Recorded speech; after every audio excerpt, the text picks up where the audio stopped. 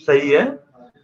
उसके बाद नीचे दिए गए ऑप्शन में लिखा है उपयुक्त दिए गए अध्यापकों का विवरण सत्यापित कर लिया गया है, तो आपको इस पर टिक करना है। तो उसके बाद आपको नीचे नेक्स्ट का बटन दिखेगा कि हमको आगे जाना है प्रक्रिया से। तो हम नेक्स्ट के बटन पे क्लिक करेंगे। बटन पे क्लिक करेंगे तो आपको अपने विद्यालय के जितने बच्चे थे इस सत्र में प्रेरणा पोर्टल पे रजिस्टर्ड हैं, प्रेरणा पोर्टल पे जितने बच्चे रजिस्टर्ड हैं वो आपको यहाँ पे प्रदर्शित होंगे।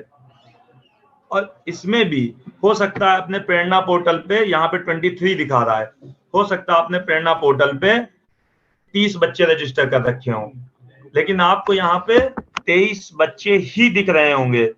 उसका कारण ये होगा कि हमने जितने बच्चे हमारे पास रजिस्टर्ड हैं हर स्कूल में, हमने एक बैकएंड में अपने स्टेट पे हमने एक प्रोसेस चलाया, चेक किया। इसके बारे में एक पॉइंट मुझे ऐड करना है। जैसा कि जैसे आप मान लीजिए अभी एक टीचर को वहां से देखा गया कि उस विद्यालय में नहीं है तो उनको हटा दिया गया। तो सपोज करिए आपने लॉगिन किया और आप वर्तमान में उस विद्यालय में नहीं है और उसमें दिख रहा है कि आप उस विद्यालय में प्रदर्शित हो रहे हैं, तो उसमें आप खुद को नहीं हटा पाएंगे। ये ध्यान रखिए, आप खुद को हटा नहीं पाएंगे। तो आप अपने पुराने साथी को बताइए, अपने जो उस विद्यालय में दिख रहे हैं उनको आप बोलेंगे, वो आपको हटा पाएंगे। तो ये ध्यान रखना है कि कोई भी टीचर स्वयं को नहीं हटा पाएगा। जो टीचर हटाने की प्रक्रिया है उसमें, उस कंडीशन में आपके पुराने जो साथी होंगे, मान लीजिए आप ट्रांसफर होकर उस विद्यालय से अलग विद्यालय में आ गए हैं, तो उनको आपको कहना पड़ेगा, फिर वो आपको वहां से हटा देंगे। हाँ, कंटिन्यू करिए हिमांशु। तो इनमें आपको यहाँ पे बच्चे दिखेंगे कि आपके 23 बच्चे थे, ये पूरे आपको लिस्ट दिखेगी, आप एक एक करके पूरी लिस्ट को देख सकते हैं। अब इस लिस्ट में आपको जो बच्चे आपके यहाँ वर्तमान में हैं उनको वेरीफाई के बटन पे क्लिक करना है। तो उसके बाद भी सिस्टम पूछता है आपका उसका ऐप पूछेगा क्या आप छात्र को वेरिफिकेशन करना चाहते हैं, तो आप हाँ के बटन पे क्लिक करेंगे तो वो वेरिफिकेशन होके आपको सबसे नीचे आता जाएगा, जिससे कि आपको बार बार नीचे ना आना पड़े।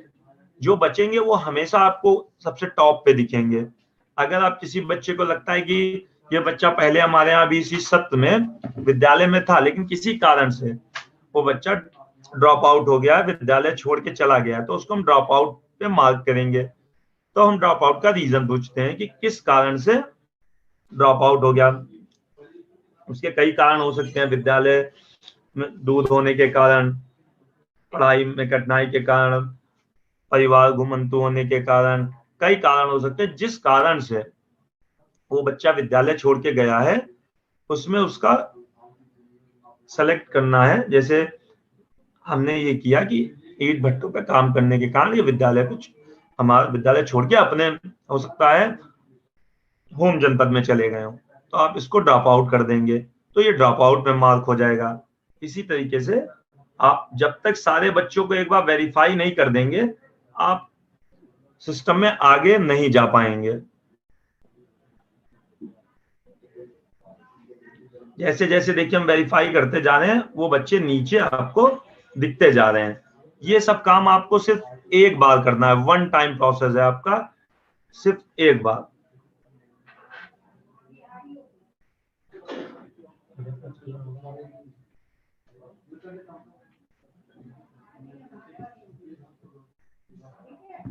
इस तरीके से आपको सारे बच्चों को वेरिफिकेशन में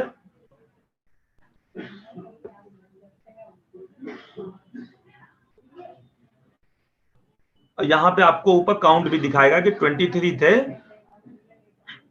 बाकी हमने वेरीफाई कर दिया 21, एक ड्रॉप आउट कर दिया।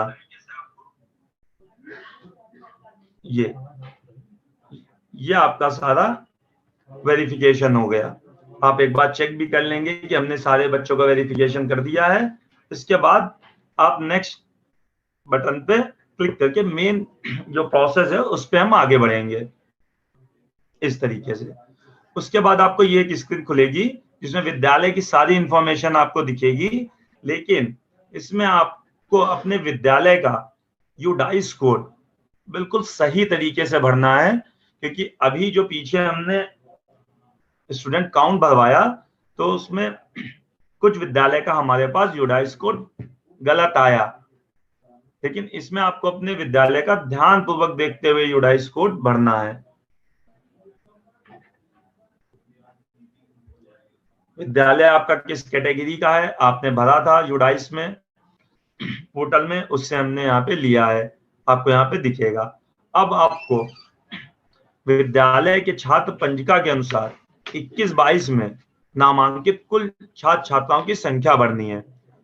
जिस दिन आप ये कार्य करने जा रहे हैं उस दिन आपके छात्र पंजिका में कितने बच्चे पंजीकृत हैं, कितने बालक कितने बालिकाएं।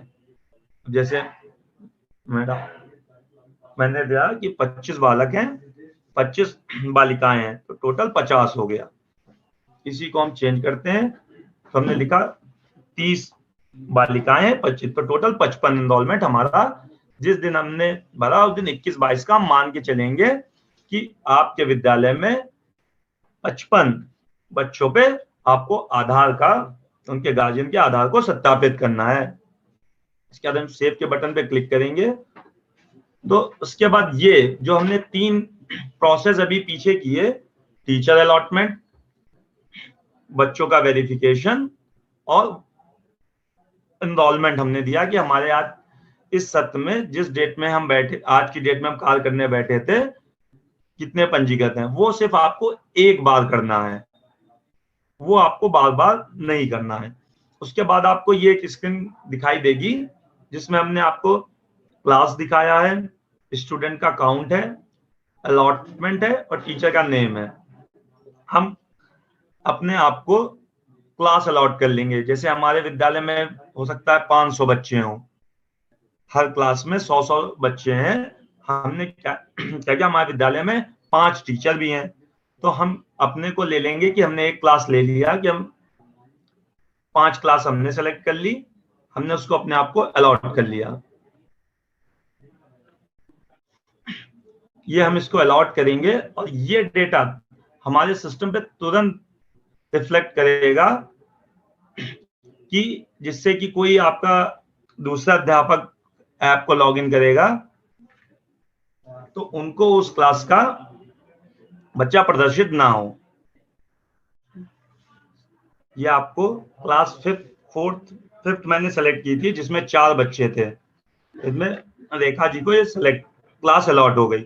अब हमारे विद्यालय में कोई और अध्यापक इसी समय पे लॉगिन करेंगे तो उनको क्लास 5th को वो उस 5th पे कार्य नहीं कर सकते।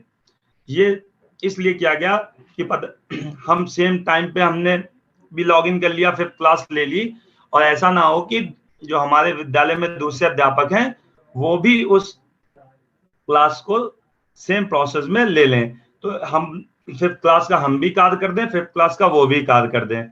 इसलिए इस सिस्टम को हमने जब क्लास अलॉटमेंट कराया तो उसी समय हमने उसको सर्वर पे अपने यहाँ पे डेटा पे भेज दिया, जिससे कि दूसरे अध्यापक लॉगिन करें तो उनको मिल जाए। उसके बाद हम नेक्स्ट के बटन पे क्लिक करेंगे तो हमें यहाँ पे कार्य करना। मैंने क्लास 5th सेलेक्ट की थी जिसमें 4 ही बच्चे थे, इसलिए अब हमको 4 ही बच्चों पे काम करना है। बाकी बच्चे मैंने क्लास अलॉट नहीं की अपने आप की, तो मुझे कार्य नहीं करना है। मैं एक से ज्यादा भी क्लास अपने आप को अलॉट कर सकता हूं। और उसके बाद ऊपर आप देखेंगे कि एक एडिट का ऑप्शन है कि आपने 2 दिन काम किया, 2 दिन बाद हो सकता है आपके यहाँ 2 बच्चे और एडमिशन हुआ हो, तो आप इस एडिट के बटन पे जाके उन 2 बच्चों का यहाँ पे कि बॉयज या गर्ल्स, उनका एनरोलमेंट यहाँ पे आप अपडेट कर सकते हैं कि हमने 2 बच्चों का और एनरोलमेंट कराया, जिससे कि हम ये जान सकेंगे आपको अब उन 2 बच्चों पे और कार्य करना है। इसके बाद आपको जो कार्य करना है वो कार्य करना है अभिभावक माता पिता का डेटा भरे और प्रमाणित करे पे। इस पे आप क्लिक करेंगे।